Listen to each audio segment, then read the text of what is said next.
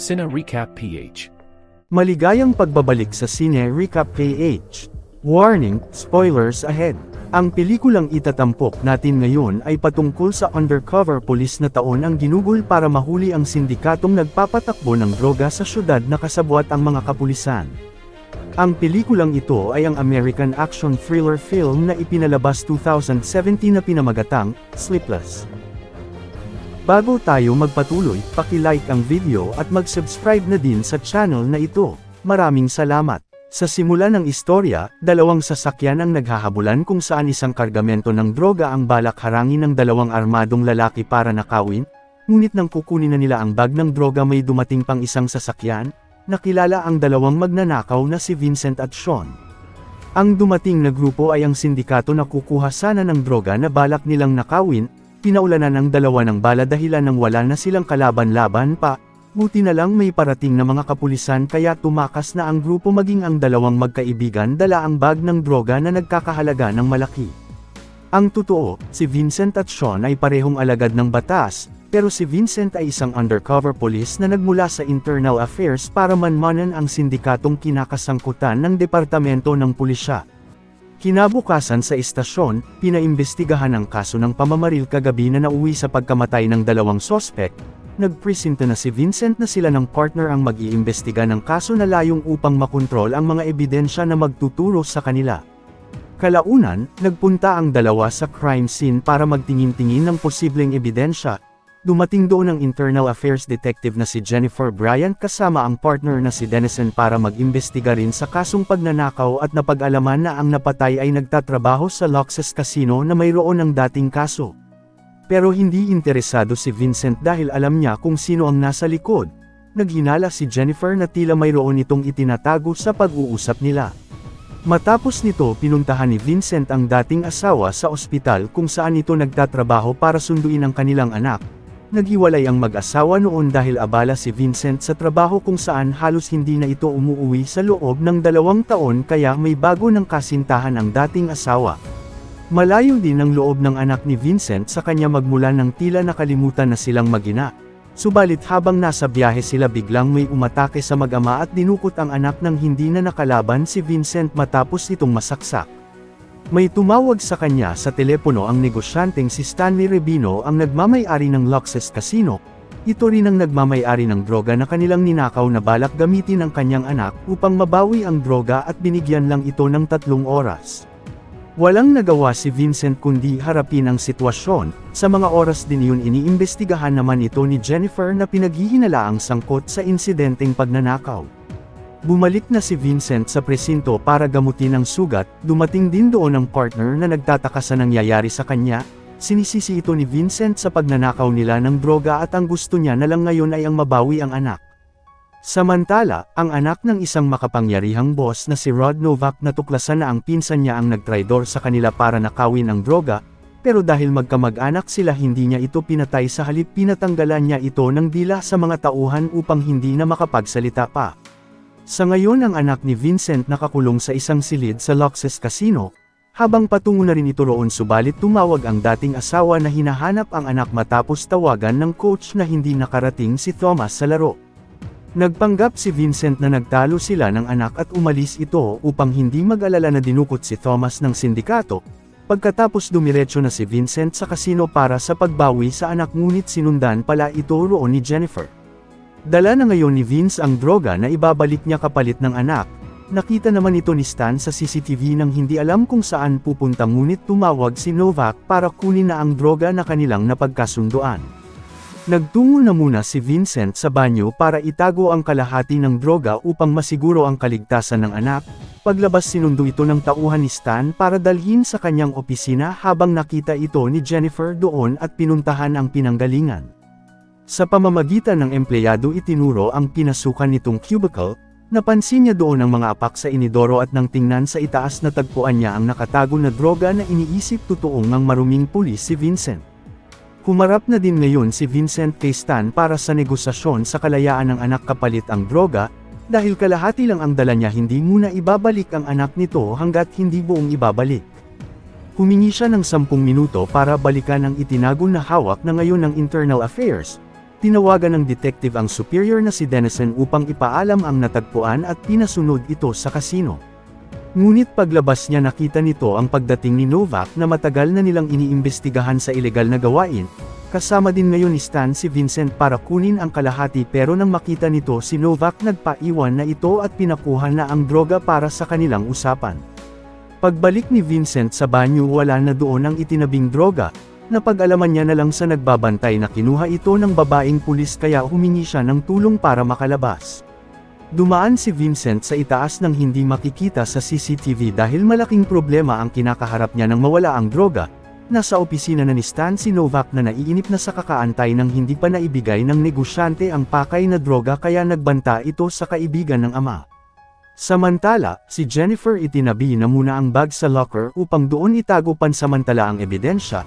Lumabas na si Stan ng opisina para hanapin si Vincent dahil kailangan na niya ang droga at pinahanap sa tauhan. Sa labas, dumating na si Dennison para kitain ang partner. Ang konklusyon ni Jennifer maruming pulis si Vincent dahil nakita niyang kausap ito ni Stan at dumating din si Novak sa kasino.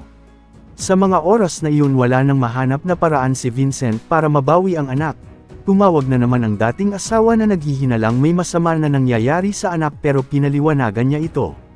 Tinawagan din siya ni Jennifer para ipaalam na nasa kanya ang bag, pero wala itong balak ibalik ng pulis bilang ebidensya dahilan ng gumawa na ng paraan si Vincent sa pagkopya sa bag ng droga upang mabawi ang anak sa tamang oras. Bago bumalik dumaan muna ito sa bar para magpadala ng inumin sa opisina ni Stan, pagkatapos bumalik na ito sa opisina para ibigay ang kunwari droga at ipinaalam na may mga dumating na kapulisan sa kasino kasama sa kanyang plano. Nang magtataka si Novak kung paano niya ito nalaman ipinakita ni Vincent na isa din siyang pulis. Gusto pang kumprontahin ni Novak si Stan sa mga nangyayari pero mayroong nang kumatok na hinihinala nilang pulis kaya tumakas na si Novak at ang mga tauhan sa pagdaan sa sikretong pinto. Ibinabalik na din ni Stan ang anak sa harapan ng club, subalit nang paalis na si Novak nalaman nitong peke ang dala nilang droga. Matagumpay na nabawi ni Vincent ang anak habang bumalik si Novak na galit kay Stan sa pangloloko sa kanya, dahil dito pinabawi ulit ni Stan sa tauhan ng bata. Nang mapansin ito ni Vincent nagmadali silang tumakas ng anak habang nakaramdam na ito ng sakit sa sugat, iniisip ng anak kaya ito hindi na umuwi sa kanila ng 2 taon dahil nagbebenta ng droga ang ama. Inamin ni Vincent na isa siyang undercover police sa loob ng 2 taon na malapit na matatapos ang kaso at kinumbinsi ang anak na magtiwala lang ito sa kanya. Ngunit nakasunod ang tauhan ni Stan sa kanila, sinubukang tumakas ng 2 pero nahabol ang mga ito at nilabanan ang security ng matindi na nagawa din nilang matakasan. Napadpad sila sa loob ng club na puno ng mga tao, nakasunod pa rin roon ang security at nakuha ang anak ni Vincent na hindi na nito nahanap pa sa dami ng tao sa paligid. Nang tinawagan si Vincent ng partner para makibalita, pinasunod niya ito sa kasino para makahingi ng tulong ngunit nakita siya ng bantay kaya pinatulog niya ito. Samantala, ang mga internal affairs detective hindi pa din mahanap si Vincent sa loob. Hinala ni Dennison wala na ito roon kaya kinumbinsi niya ang partner na umuwi na muna para makapagpahinga at siya na ang mag-aasikaso sa mga ebidensya. Ngunit nang paalis na ito nakita niya si Vincent sa elevator. Naghabulan ng 2 sa itaas kung saan nakapagtago si Vincent ngunit may tumawag sa kanya dahilan nang nalaman kung nasaan ito. Hinabol siya ulit ng kapwa pulis hanggang sa nagkaharap ang 2 na pilit itong hinuhuli, pero nagawang makalaban ni Vincent at ipinaalam sa kapwa pulis na nagmula din ito sa internal affairs. Ngunit hindi siya pinaniniwalaan dahil kilala lahat ni Jennifer ang kanilang departamento. Ang totoo nagtatrabaho si Vincent ng 2 taon bilang undercover nang labas sa opisyal ng Internal Affairs upang itago ang kanyang pagkakakilanlan.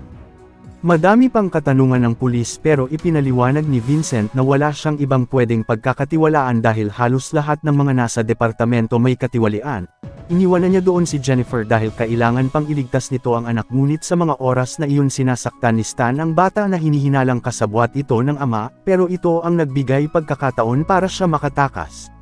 Subalit nakatawag si Jennifer sa partner na kukunin ni Vincent ang droga sa pinagtatagwang locker. Naroon na si Vincent para kunin ang bag ngunit dumating si Dennison na binabalak siyang pigilan.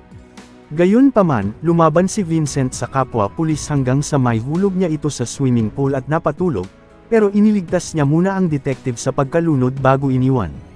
Paglabas niya doon tinawagan siya ng anak na nasa loob ng club ngunit naputol ang tawag.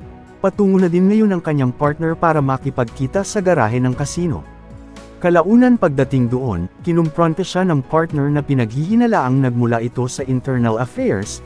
Ipinaliwanag ni Vincent na noon pa man madami na itong ebidensya sa kaibigan pero hindi niya ito nilaglag.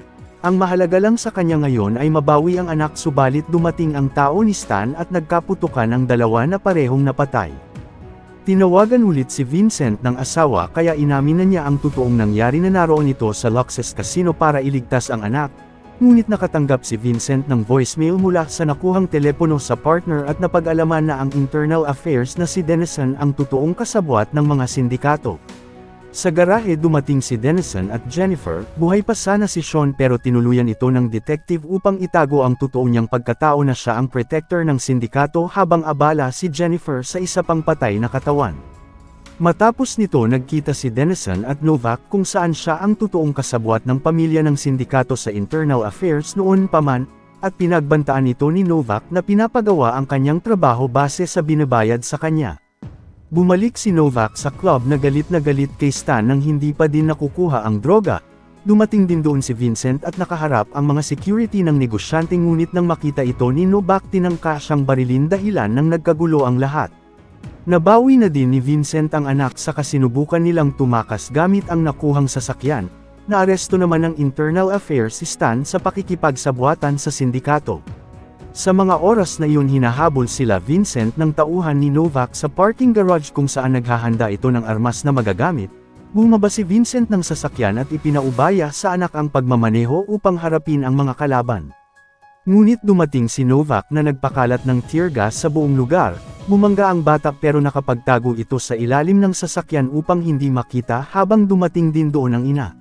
Nang muntik nang mahuli ang bata napigilan ni Vincent ang tauhan ni Novak at nakaharap sa laban, ngunit nahirapan siya lumaban dahil na rin sa natamo na sugat. Kumuha ng magagamit na sasakyan ng anak habang patuloy na nakikipaglaban si Vincent hanggang sa napabagsak siya, pero bago ito tuluyan iniligtas siya ng anak maging ang asawa dumating din para iligtas ang mag-ama subalit nagpaulan ng bala si Novak. Upang hindi madamay ang pamilya sumuko na si Vincent at ipinaalam kung nasaan ang droga. Subalit binaril pa din siya ni Novak, buti na lang nagawa nitong makaganti at napatay ang drug dealer bago bumagsak na agarang tinulungan ng mag-ina. Agad na itinakbo ng dating asawa si Vincent sa ospital, habang nasa biyahe ipinarinig niya kay Jennifer ang voicemail ni Dennison upang patunayan na ito ang protector ng sindikato. Ngunit nakahalata ang detective nang subukan itong hulihin ni Jennifer dahilan ng naunahan siya ni Dennison. Pinatay din ito si Stan upang wala nang makakaalam sa kanyang sekreto pero bumaliktad ang kanilang sinasakyan. Pagdating ng mga pulis para mag-rescue, inakala nitong patay na ang partner pero buhay pa pala si Jennifer kaya ipinaaresto siya sa mga kapulisang naroon. Sa ngayon dumating na sa ospital si Vincent, maging si Jennifer isinugod din doon mula sa tama ng baril para gamutin. Kalaunan, ligtas na ang dalawa matapos magamot ang mga sugat. Naroon naman ang pamilya ni Vincent para bantayan ito at dumating si Jennifer para bisitahin siya at napatunayang mabuting pulis si Vincent. Ngunit ang utak ng sindikato na ama ni Novak hindi pa nahuhuli, kung saan may mga kasabwat pa itong mga tiwaling pulis sa departamento. Dito na nagtatapos ang ating kwento, sana nagustuhan nyo. I-like ang video at mag-subscribe na din sa channel na ito. Maraming salamat sa panunood, hanggang sa muli. Paalam!